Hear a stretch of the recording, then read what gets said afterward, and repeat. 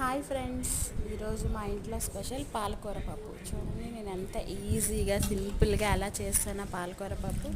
మీ ఇంట్లో ఏం చేసుకున్నారో అందరూ కామెంట్ సెక్షన్లో చెప్పండి.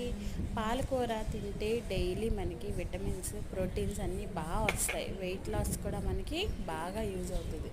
సో అందరూ డైలీ కాకుండా వారానికి ఒక 2 టైమ్స్ అయినా పాలకూర తినడం అలవాటు చేసుకోండి.